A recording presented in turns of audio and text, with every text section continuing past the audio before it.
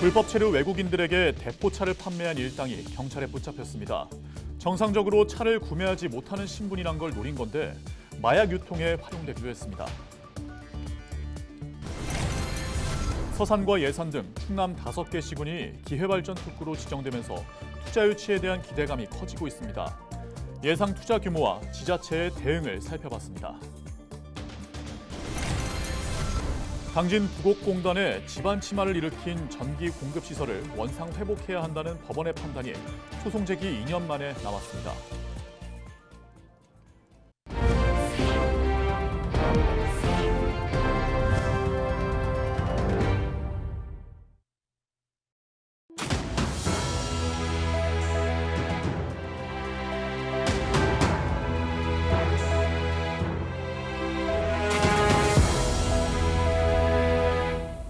시청자 여러분 안녕하십니까? 헬로티비 충남 뉴스입니다. 영화 베테랑을 보면 차를 판 일당이 위치 추적기를 달아놓고 다시 차를 뺏는 장면이 나옵니다. 그런데 이 같은 일이 현실에서도 발생했는데요. 차를 정상적으로 구매할 수 없는 불법 체류자들에게 대포차를 판매한 조직이 이런 일을 벌인 건데요. 불법 체류자들은 대포차를 마약 유통에 활용하기도 했습니다. 정호석 기자입니다. 한 남성이 차에서 내리자 경찰 2명이 해당 남성을 쫓기 시작합니다. 얼마 가지 않아 해당 남성은 넘어지고 결국 붙잡힙니다. 다른 장소에선 남성이 주위를 살피며 차에 조심스럽게 탑승합니다. 잠복 중이던 경찰이 바로 차를 덮쳐 운전자 등 2명을 검거합니다. 경찰에 붙잡힌 사람은 모두 불법 체류자. 이들이 타고 있던 차량은 대포차입니다. 대포차를 판매한 일당과 구매자가 붙잡혔습니다. 국내 불법 체류 외국인들에게 500여 대의 무적 대포 차량을 유통한 조직, 공급책, 중간 판매책 등 45명을 검거하여 17명을 구속하였습니다. 대포차를 판매한 7명은 지난해 3월부터 충청도와 수도권 등 전국의 도박장과 전당포에서 담보로 잡혀 처분되는 중고차와 번호판 등을 훔쳐 판매한 혐의를 받고 있습니다. 일당은 해외에서 SNS를 활용해 대포차를 판매한다는 게시글을 올렸으며 불법 체류 외국인에게 한 대당 500만 원에서 700만 원에 모두 500여 대를 판 것으로 알려졌습니다. 이를 통해 판매자들은 1억 3천여만 원의 이익을 얻은 것으로 전해졌습니다. 차를 구매한 외국인들의 국적 대부분은 태국이었습니다. 불법 체류자이기 때문에 정상적으로 차량을 구입할 수 없어서 SNS를 통해 광고를 보고 구입했다고 진술을 하였습니다. 심지어 이들이 판매한 대포차는 마약 유통과 판매에 활용됐습니다. 검거된 45명 중 7명은 마약 사범인 것으로 알려졌습니다. 외국인 마약 사범들이 경찰이 단속이 심해지니까 그것을 추적을 회피하기 위해서 무적 대포 차량을 이용하는 사례가 급증하고 있습니다. 한편 일당은 판매한 차량에 위치 추적기를 달고 차를 다시 훔쳐와 다른 외국인에게 대판 것으로 파악됐습니다. 차를 산 불법 체류 외국인의 경우 수사기관에 신고하지 못한다는 점을 악용한 겁니다. 무적 대포 차량을 구매한 사람들이 불체자 신분이기 때문에 피해를 확인해도 불체자 신분이 드러날까 봐 신고를 못했던 걸로 확인되었습니다. 경찰은 압수 차량 중 8대에 대해선 몰수 보전을 신청하고 52대는 관할 지자체에 인계했습니다. 또 SNS 영업관리책인 30대 태국인 여성은 인터폴에 수배를 요청했고 유통된 무적 대포 차량이 더 있을 것으로 판단하고 추적하고 있습니다. 헬로티비 뉴스 정호석입니다.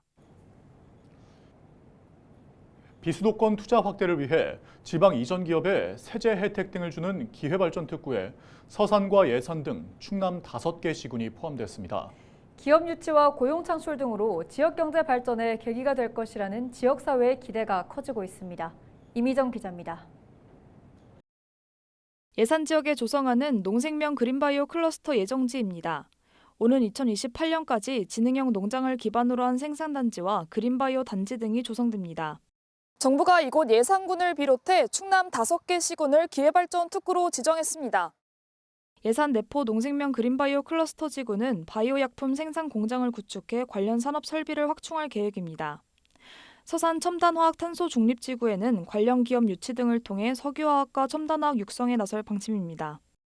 논산과 부여는 각각 국방 군수산업과 2차 전지 산업 키우기에 나설 계획입니다. 특구에 이전하는 기업에는 법인세 감면 등 각종 세제 혜택과 규제 완화 등 지원이 이뤄집니다. 기업의 혜택을 제공해 지방 이전과 투자를 유도하기 위해서입니다.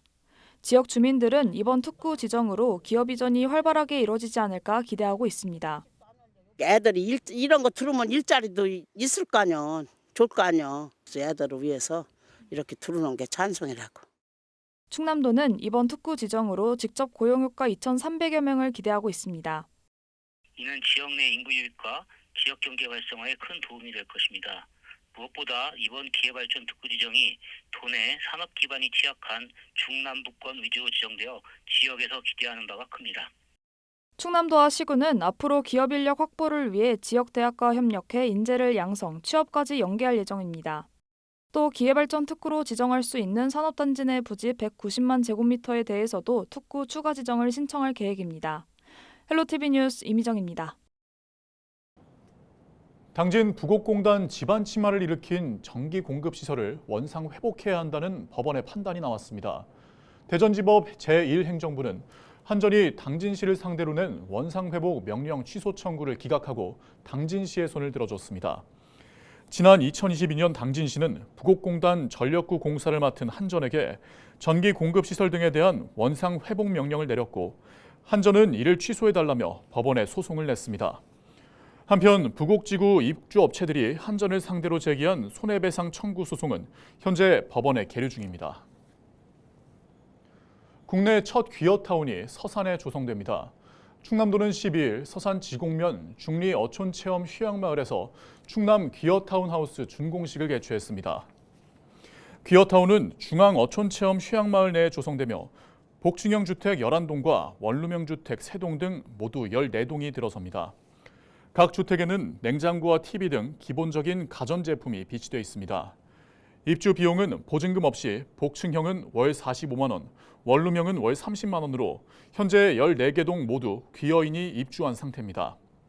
귀어인들은 어촌계와 수협조합에 가입을 완료해 어로 활동에 참여하고 있으며 다음 달부터는 감태 가공공장 작업에도 참여할 예정입니다.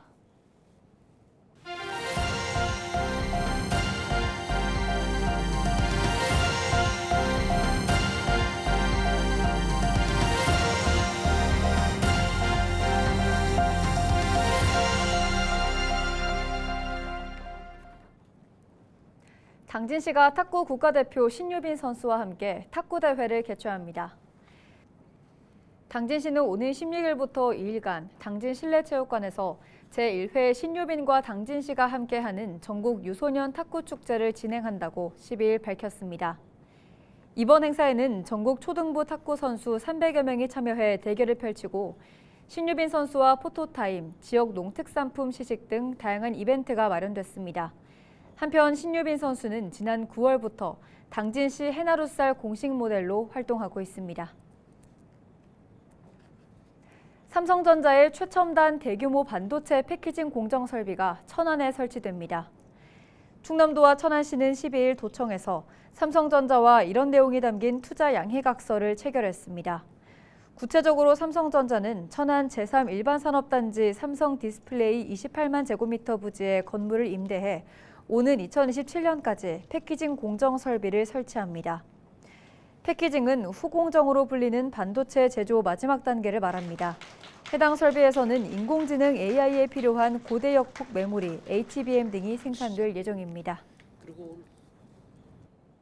충남도가 오는 14일 대학 수학능력 시험을 앞두고 특별 교통대책을 마련했습니다.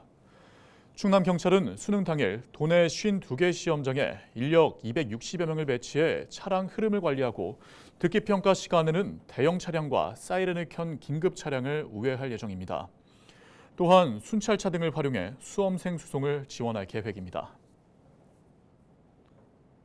태안군이 한파 종합대책을 수립해 운영합니다. 태안군은 결빙 취약 구간과 해안가 인명피해 우려 지역 등을 점검하고 한파 쉼터 54곳을 점검한다고 밝혔습니다. 또한 24시간 비상근무 체계를 구축하고 한파 응급 대피소 등을 운영한다고 전했습니다. 이와 함께 태안군은 농어가에 농수산물 관리 요령 등을 알려 한파 피해를 최소화할 계획입니다. 충남교육청이 교육부에서 실시한 2024년 시도교육청 평가 결과 최우수 교육청으로 선정됐습니다. 교육부는 매년 시도교육청의 국가시책 추진 현황을 평가하고 있으며 18개 지표를 대상으로 통과율에 따라 등급을 부여합니다. 충남교육청은 모든 지표를 통과해 최우수 등급을 받아 5억 원을 지원받게 됐습니다. 이와 함께 디지털 기반 교육 관련 분야에서 우수 사례로 선정돼 3억 2,500만 원이 추가로 지급됩니다. 태안해양경찰서가 오는 14일부터 일주일 동안 연안 안전사고 주의보를 발령합니다. 태안해경은 이 기간 조류 흐름이 강하고 평소보다 해수면이 높아져 갯바위 고립 등 안전사고 발생 우려가 크다고 전했습니다. 해경은 고립 다발 지역 순찰을 강화하고 사고 위험이 큰 출입 통제 지역을 집중적으로 순찰할 계획입니다. 충남도가 오는 22일까지 절임 배추 등 김장용 식재료 위생 점검에 나섭니다. 주요 점검 사항은 고춧가루 제조 시 다른 원료 혼합 여부와 변질된 원료 사용 여부 등입니다. 점검 대상은 김장용 식자재료를 제조 또 판매하는 업소 120곳입니다. 충남도는 점검 결과 부적합한 제품은 즉시 회수하고 또 폐기할 예정입니다. 예산군이 소형 농기계 벼 곡물 건조기 지원 사업을 추진합니다. 예산군은 농촌 인구 감소와 노령화에 따른 일손 부족 문제를 해소하기 위해 사업을 추진한다고 밝혔습니다.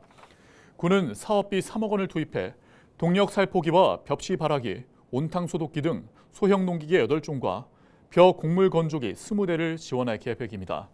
신청은 예산군에서 할 수 있습니다. 이상으로 뉴스를 마칩니다. 함께해 주신 여러분 고맙습니다.